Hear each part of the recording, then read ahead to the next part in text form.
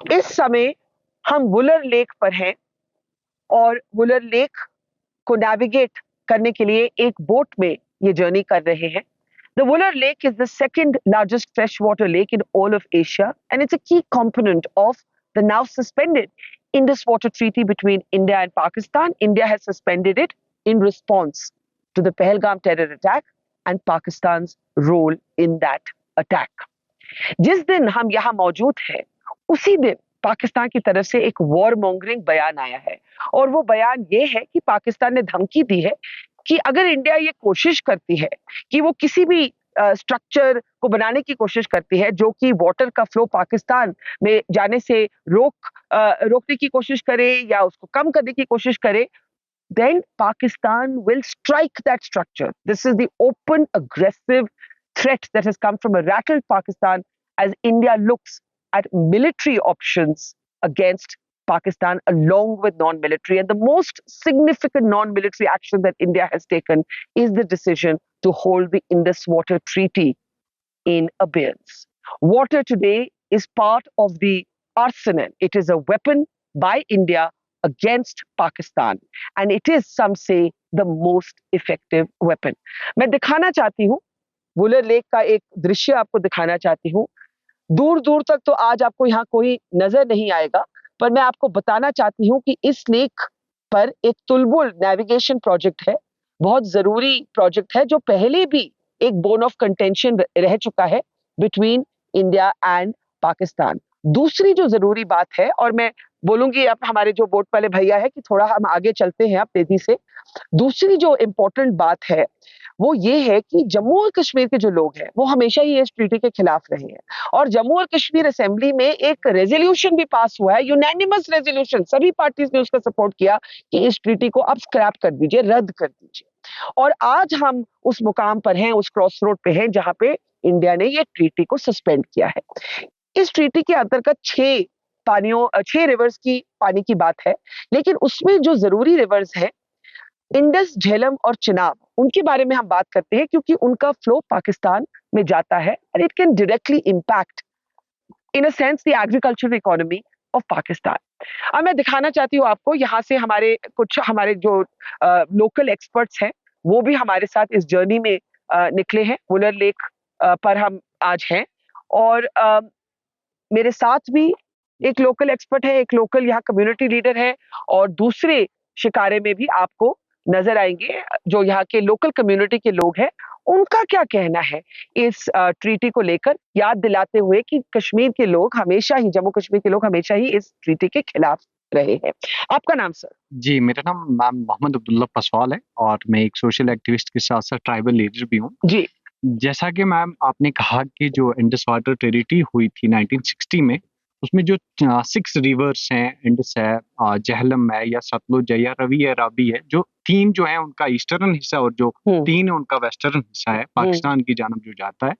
देखें मैडम, किसी भी खासकर एग्रीकल्चर, जो कि इंडिया और पाकिस्तान, जब हम इस सब कंटिनेंट की बात करें तो agriculture is one of the best ये इकोनॉमिक जो है बिल्कुल बिल्कुल जरिया है. जी, तो हम देखते हैं कि एक जो इंडस वाटर टेरिटरी है उसमें सबसे बड़ा शिकार जम्मू कश्मीर रही है. किस वजह से रही है? देखें आप हमारे यहाँ देखें कि हमें जो है इलेक्ट्रिसिटी बहुत क्राइसिस है. हालांकि हमारे यहाँ बहुत अच्छे प्रोजेक्ट्स हैं बिजली के, बहुत लेकिन ये ट्रीटी नहीं होती तो और हाइड्रो इलेक्ट्रिक प्रोजेक्ट्स हो सकते थे. मैं वही कहना चाह रहा हूँ कि अगर ये टेरिटरी नहीं होती तो हमारे यहाँ और बहुत सारे प्रोजेक्ट बनते और हमारी जो इलेक्ट्रिसिटी क्राइसिस है यहाँ जम्मू कश्मीर में, वो जो है हमें 24/7 जो है हमें बिजली मिलती और उससे हमारे वसाइल बढ़ जाते और बहुत सारी चीजें होती. और ये हम इस चीज के तभी खिलाफ रहे हैं कि ये जो इंडस वाटर टेरिटरी है इसको आप कैंसिल कर दें. अगर आप जो इंडिया ने रेस्पॉन्स किया है टेरर अटैक के लिए, तो मुझे लगता है कि सबसे बेहतरीन चीज है और इसका सबसे बड़ा फायदा जम्मू कश्मीर के लोगों को होगा. ये एक बहुत जरूरी बात कर रहे हैं. ये कह रहे हैं कि इसलिए यहाँ के लोग हमेशा ही इस ट्रीटी के खिलाफ रहे हैं क्योंकि जो एक अपॉर्चुनिटी मिल सकती थी कि यहाँ पे और इलेक्ट्रिसिटी जनरेट हो, हाइड्रो इलेक्ट्रिक प्रोजेक्ट्स बने, वो नहीं बन पा रहे थे. और बल्कि जो इस लेक पे, और फिर मैं कैमरामैन से गुजारिश करूंगी कि दूर तक हमें दिखाएं। बहुत बड़ी लेक है, second largest fresh water lake in Asia में। और यहाँ पे जो तुलबुल नेविगेशन प्रोजेक्ट है, इंडिया कहती है कि वो नेविगेशन प्रोजेक्ट है, पाकिस्तान बहुत ही लड़ाई करती रहती है इस प्रोजेक्ट को लेकर। तो जो भी हम काम करने की कोशिश करते हैं वो पाकिस्तान उस पर ऑब्जेक्शन लगाती है। और यहाँ पे हमारे जो कम्युनिटी लीडर है वो हमें समझा रहे हैं कि अगर ये ट्रीटी नहीं होती तो यहाँ के लोगों को बहुत फायदा होता। आगे भी जो हमारे एक और भी लोकल एक्सपर्ट्स हैं वो दूसरे शिकारे में हैं। ये शिकारे थोड़े छोटे छोटे हैं, मैं आपको दिखाती हूँ अगर कैमरा थोड़ा नीचे आए कि हम कितने एक छोटे से शिकारे में बैठे हैं। और ये शिकारे जो यहाँ के लोकल लोग हैं वो भी तस्वीरें हम आपको दिखाएंगे। वो यहाँ के जो लोकल प्लांट्स और क्या क्या बताया, क्या उग रहा था वहां पे? यहाँ पे एक तो इसमें जो है नदरू, हम जिसको नदरू, कहते हैं, लोटस, हाँ, सिंघाड़े, सिंगाड़े, तो वो यहाँ का बहुत ही आपको जो है हाँ, एक यूनिक चीज यहाँ हाँ, की हाँ, मिलती है हाँ, इसी लेक की। जी, और नदरू भी मिलते हैं, एक और चीज है सिंगाड़ा और नदरू, ये दो। जिसको पंजाबी लोग कहते हैं भे। यस मैम, हाँ, कमल ककड़ी, यस कमल ककड़ी, नदरू, भे। तो वैसे तो छोटे छोटे शिकारे लेकर यहाँ के जो जो औरतें हैं, आदमी हैं, वो बेचने के लिए निकलते हैं। यहाँ ज्यादा कुछ और आज एक्टिविटी आपको दिख नहीं रही। सर आप भी थोड़ा हमें इसमें मदद करिए समझाने के लिए कि इंडस वाटर ट्रीटी को लेकर, उसकी सस्पेंशन को लेकर यहाँ क्या फीलिंग्स है। आप अपना पहले थोड़ा इंट्रोडक्शन दीजिए। Itself Bashar Hussain Najjar, जी, former President Municipal Council Bandipora, political and social activist. Thank you sir. बस सर ये बताइए कि ये जो ट्रीटी सस्पेंड हुई है इसको आप वेलकम करते हैं? इसको हम वेलकम नहीं करते हैं। तो सबसे पहले हाँ, मैं जो पहलगाम में हमारे मासूम लोग शहीद हुए हैं जी, उनको हम शलांगदिली पेश करते हैं, खराज अकीदत पेश करते हैं। जी, और जो ये माहदा 1960 में हुआ है जी, इससे जो गरीब तबका है वो सबसे ज्यादा मुतासिर हुआ है, वो सबसे ज्यादा विक्टिम रहा है। विक्टिम रहा है। हम्म, और खासकर जो हिंदुस्तान और पाकिस्तान के दरमियान आबी जखायर पर जो तनाज़ा पैदा हुआ है, वक्त वक्त पर यहाँ के जो गरीब लोग हैं वो पिसते जा रहे हैं। मैं बताना चाहती हूँ कि सर जो है वो पहले तो जो पहलगाम के टेरर विक्टिम्स हैं उनको श्रद्धांजलि दे रहे हैं, लेकिन वो ये याद दिला रहे हैं कि ये ट्रीटी 1960 में वर्ल्ड बैंक ने ब्रोकर की थी। और इनका कहना है कि सबसे ज्यादा असर जो है गरीब लोगों के, जो जम्मू एंड कश्मीर के हैं, वो विक्टिम रहे हैं। बताइए कैसे? जी, जो जो वाटर है, इस वाटर से 90% जो लोग हैं वो खेती बाड़ी पर मुनहसर है। और 90% लोग एग्रीकल्चर जो सेक्टर में काम कर रहे हैं, इनका रोजगार इसी वाटर से मुंसलिक है। और जब इस वाटर पे ये मामला तूल पकड़ रहा है तो ऑटोमेटिकली तौर पर जो उनके जो जमीन है, आबी जो जखायर से वो सैराब हो रहे हैं, उनका जो वो खुशक साली के शिकार हो जाएंगे। और साथ ही आप जैसे कि मेरे दोस्त ने कहा है कि यहाँ जम्मू कश्मीर में सबसे ज्यादा जो बिजली की पैदावार है वो न होने के बराबर है। और यहाँ अक्सर फार फ्लंग जो एरियाज हैं वो अभी भी बिजली से महरूम है। बेहतर होता कि जो हमारा ये पानी है, अगर गवर्नमेंट ऑफ इंडिया ये कहती है कि हम बड़े बड़े प्रोजेक्ट बनाएंगे, पर मैं आपको बताना चाहती हूँ कि आज ही पाकिस्तान की तरफ से ये धमकी आई है कि अगर इंडिया ऐसा भी कोई भी स्ट्रक्चर बनाती है तो हम उस पर अटैक कर देंगे।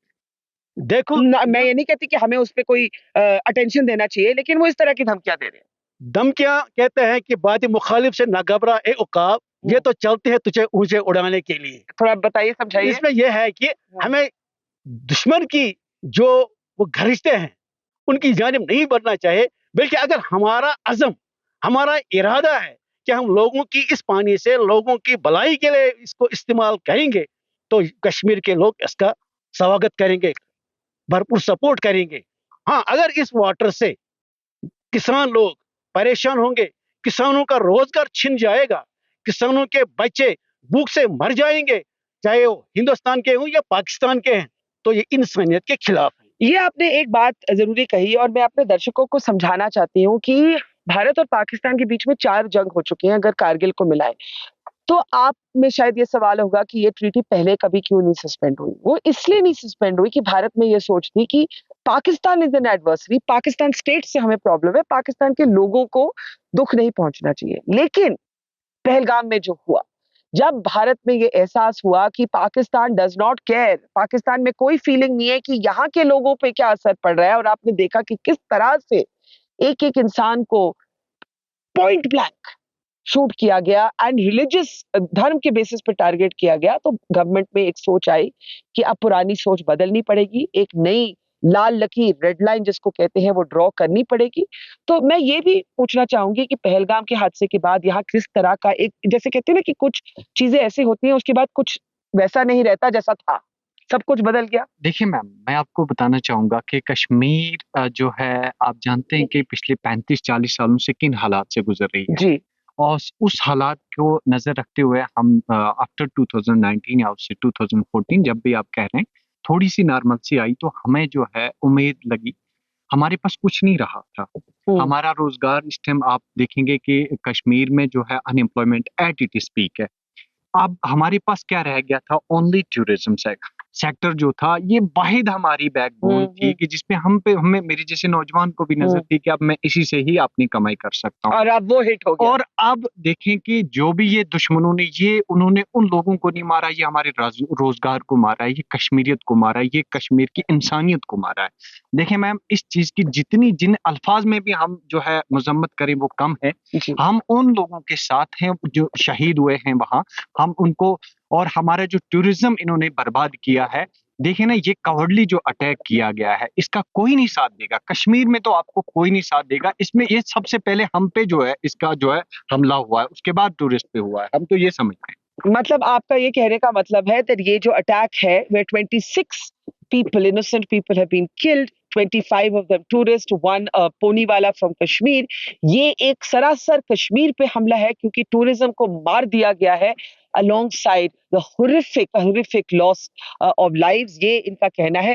थोड़ा आगे चलते हुए मैं अपने सर से पूछना चाहती हूँ कि ये हम क्या यहाँ पे देख रहे हैं, सोलर पैनल्स जैसे मुझे कुछ नजर आ रहा है, ये क्या है सर? ये एक्चुअली जो टूरिज्म के हवाले से, टूरिज्म को बूस्ट करने की गर्ज से, जी, ब्यूटिफिकेशन के नाम पे यहाँ लोग आते हैं, चाहे वो रात के अंधेरे में भी आते हैं, और जो झील वरुर का जो हुस्न जमाल है उससे लुत्फ अंदोज होते हैं। अच्छा, तो ये टूरिज्म के लिए बनाया गया है, so like a selfie point. Selfie point. अच्छा, ये एक सेल्फी पॉइंट है। तो आप देख सकते हैं दूर तक मतलब कि जब यहाँ पर अमन और शांति और things were better before Pahalgam, तो यहाँ पे बोट लेके कोई भी आ सकता है, कोई भी आ सकता है और कोई भी आके यहाँ पे एक सेल्फी ले सकता है। बुलर। अच्छा, so we are right now right in the middle of Buller, और ये जो पॉइंट हमने आपको दिखाया, ये एक सेल्फी पॉइंट है। मैं एक आखिरी कमेंट आपसे लेना चाहती हूँ। इन्होंने कहा कि जो भी पहलगाम में हुआ वो इतना बुरा हुआ कि उसके लिए कोई अल्फाज नहीं है। क्या आपको लगता है कि कश्मीर कभी भी दोबारा सेम हो सकता है, कि सब कुछ परमानेंटली एक तरह से इस टेरर अटैक के बाद कुछ वैसा नहीं रहेगा जैसा था? ये पहली दफा हिस्ट्री में हुआ है कि आज लोग मजहब के बगैर, बिना किसी रंग व जात के निकले हैं जी। और जो टेररिस्ट अटैक हुआ है उनकी मजम्मत के लिए सड़कों पर आए हैं, और आज कश्मीरी लोग यूनाइटेड हुआ है। पाकिस्तान की जो हरकतें हुई उन लोगों ने यहाँ उनका पुरअमन तौर पर जवाब दिया है, और लोग यहाँ अमन चाहते हैं, लोग यहाँ डेवलपमेंट चाहते हैं, लोग चाहते हैं कि जो ये अल्लाह ताला का नज़ारा है इससे बाहर के लोग आए और इस नज़ारे से लुत्फ अंदोज हो जाए। इंडस वाटर ट्रीटी पे आखिरी एक कमेंट दोनों से लूंगी। ट्रीटी सस्पेंशन को आप वेलकम करते हैं? वेलकम करते हैं। वेलकम करते हैं। और आप? बिल्कुल हम वेलकम करते हैं, क्योंकि अगर इससे जो होने वाला फायदा है वो सबसे पहले हमें जम्मू कश्मीर के लोगों को होगा। अगर हमारी जो इलेक्ट्रिसिटी ऑलरेडी क्राइसिस है यहाँ पे बिजली की, अगर हमें 24/7 इसकी सस्पेंशन से मिलती है तो हम उससे और ज्यादा क्या चाहेंगे। So a great amount of local support for the suspension of the treaty. यहाँ कहा जा रहा है कि सबसे बड़ा फायदा, if this water can be diverted to hydroelectric projects here in the Kashmir Valley. Jammu and Kashmir assembly पहले भी यूनानिमस रेजोल्यूशंस पास कर चुकी है इस ट्रीटी के खिलाफ, और एक ऐसे दिन जब पाकिस्तान की तरफ से न्यू धमकी आई है इस ट्रीटी को लेकर। और आपको याद होगा कि पाकिस्तान के बिलावल भुट्टो ने कहा कि या खून बह सकता है या पानी। तो हम ये भी याद दिलाना चाहते हैं कि प्रधानमंत्री मोदी ने भारत की तरफ से कहा कि देखिए, जहां पे टेररिज्म होता है, जहां पे एक तरह से हर इंडियन सिटीजन का ब्लड इज बॉइलिंग, वहां पर जो नॉर्मल टेम्पलेट है, पुराने टेम्पलेट है, वो नहीं अप्लाई हो सकते। हम इस समय वुलर लेक में हैं। मैं इन शिकारा वाला से थोड़ा अर्ज करूंगी कि थोड़ा आगे की तरफ निकले। ताकि मैं आपको यहाँ का एक जो एक ब्रेथ टेकिंग ब्यूटी है वो भी दिखाऊं. Just look at the size and the scope and the scale of this lake, और ये कितना एक तरह से पावर लोकली जनरेट कर सकती है, इलेक्ट्रिसिटी जनरेट कर सकती है. Water today is a weapon in India's war on terrorism. Water today is a weapon in India's battle against Pakistan. Yes, it could take time to actualize the consequences of this, but the way Pakistan is reacting, giving open threats, it shows how rattled Pakistan is, and diplomats are pointing out that this unprecedented measure needs a lot more attention, and the public needs to be told how significant a step this is, both in messaging and in India's resolve to take on Pakistan after the Pahalgam terror attack. Here at the Wular Lake with Anoop Barkhadat for Mojo Story.